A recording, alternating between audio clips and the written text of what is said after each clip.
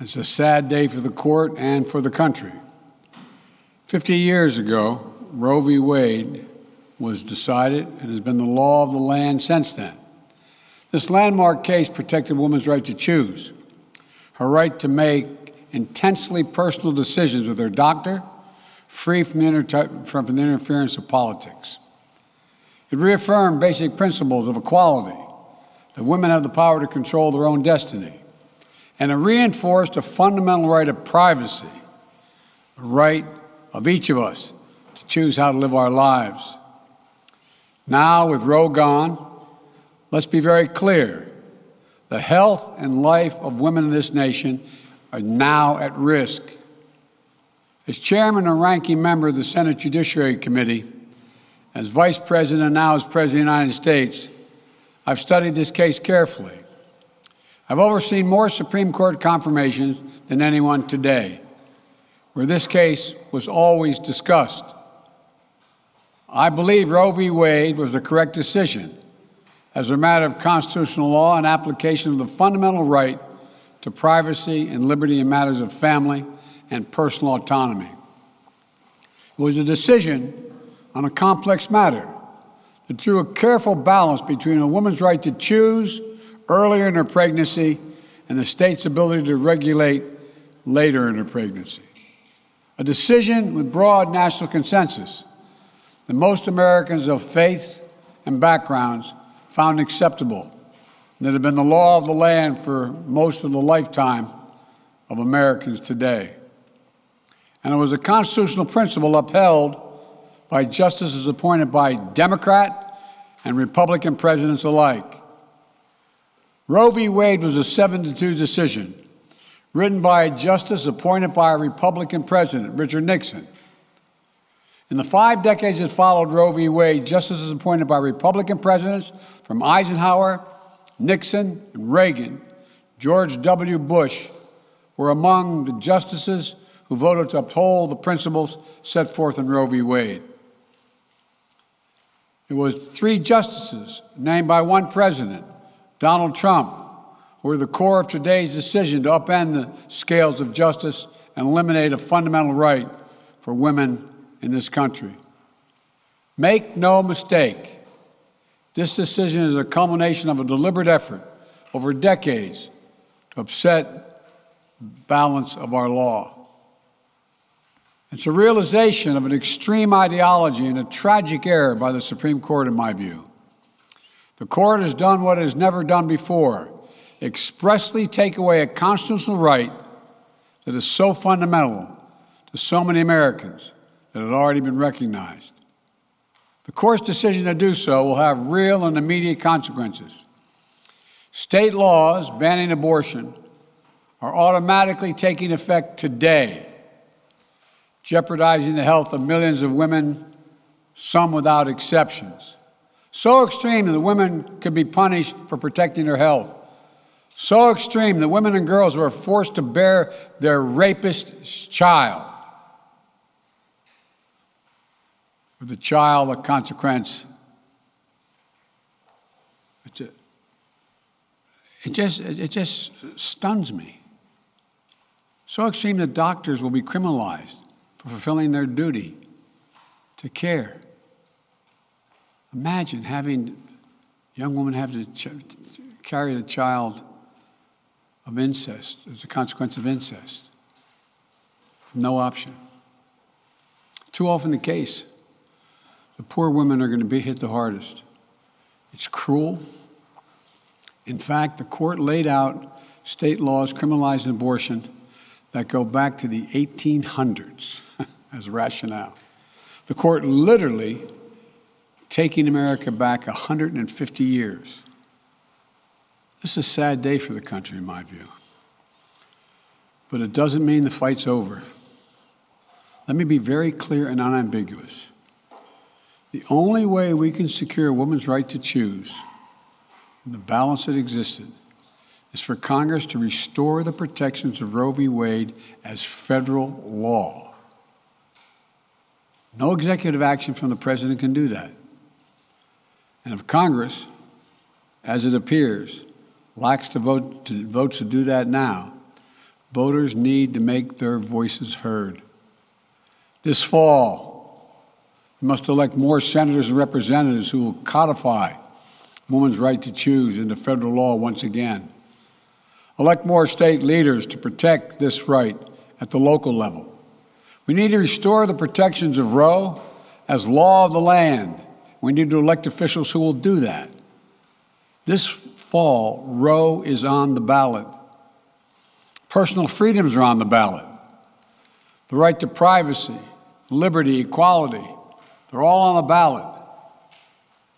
Until then, I will do all of my power to protect a woman's right in states where they will face the consequences of today's decision. While the court's decision cast a dark shadow over a large swath of the land, many states in this country still recognize a woman's right to choose. So, if a woman lives in a state that restricts abortion, the Supreme Court's decision does not prevent her from traveling from her home state to the state that allows it. It does not prevent a doctor in that state from treating her. As the Attorney General has made clear, women must remain free to travel safely to another state to seek care they need. My administration will defend that bedrock right. If any state or local official, high or low, tries to interfere with a woman's exercising her basic right to travel, I will do everything in my power to fight that deeply un-American attack. My administration will also protect a woman's access to medications that are approved by the Food and Drug Administration, the FDA, like contraception, which is essential for preventative health care, mifepristone, which the FDA approved 20 years ago to safely end early pregnancies and is commonly used to treat miscarriages. Some states are saying that they'll try to ban or severely restrict access to these medications. But extremist governors and state legislators are looking to block the mail or search a person's medicine cabinet or control a woman's actions by tracking data on her apps she uses are wrong and extreme and out of touch with the majority of Americans. The American Medical Association, the American College of Obstetricians and Gynecologists wrote to me and Vice President Harris stressing that these laws are not based on evidence and asking us to act to protect access to care. They say by limiting access to these medicines, maternal mortality will climb in America. That's what they say. Today, I'm directing the Department of Health and Human Services to take steps to ensure these critical medications are available to the fullest extent possible. And the politicians cannot interfere in the decisions that should be made between a woman and her doctor. And my administration will remain vigilant as the implications of this decision play out. I've warned about how this decision risks the broader right to privacy for everyone. That's because Roe recognized the fundamental right to privacy that has served as a basis for so many more rights that we've come to take for granted, that are ingrained in the fabric of this country. The right to make the best decisions for your health. The right to use birth control, a married couple in the privacy of their bedroom, for God's sake. The right to marry the person you love. Now, Justice Thomas said as much today. He explicitly called to reconsider the right of marriage equality, the right of couples to make their choices on contraception. This is an extreme and dangerous path the court is now taking us on. Let me close with 2 points. First, I call on everyone, no matter how deeply they care about this decision, to keep all protests peaceful. Peaceful, peaceful, peaceful. No intimidation. Violence is never acceptable. Threats and intimidation are not speech. We must stand against violence in any form, regardless of your rationale. Second, I know So many of us are frustrated and disillusioned that the court has taken something away that's so fundamental. I know so many women are now going to face incredibly difficult situations. I hear you. I support you. I stand with you. The consequences and the consensus of the American people, core principles of equality, liberty, dignity, and the stability of the rule of law demand that Roe should not have been overturned. With this decision, the conservative majority of the Supreme Court shows how extreme it is, how far removed they are from the majority of this country. They've made the United States an outlier among developed nations in the world. But this decision must not be the final word. My administration will use all of its appropriate lawful powers, but Congress must act. And with your vote, you can act. You can have the final word. This is not over. Thank you very much. More to say this in weeks to come. Thank you. And he's gone. And he's out. All right, somebody grab that hook, bring him out, and hook him back up to that catheter. So there is the president of the United States who says that it is wrong and extreme and terrible and horrible and no good and very bad. It's Joe Biden's no good, terrible, horrible, very bad day. It is worth noting here that he called Justice Thomas extreme. He talked about how everybody who didn't rule like he wanted was wrong, extreme, and out of touch. Says the president who believes that men can be women and that abortion should be legal on demand until point of birth. Also happens to be a very devout Catholic, you may notice. Like a very, my favorite thing about Joe Biden is when he drops phrases like "for God's sake" in a speech about how abortion should be legal until point of birth, and also how men should marry other men. That really is, when I think about real Catholic principles, that's what I think of. I think of Joe Biden, very devout Catholic. The continuation of insanity outside the Supreme Court is ongoing. I will say, to Joe Biden's credit, he did call for no violence. He did say that he condemns the violence up front, which is a good thing. That is a good thing. Now, does that mean people are going to obey him? Probably not. But the simple fact that he did it is he gets credit for that.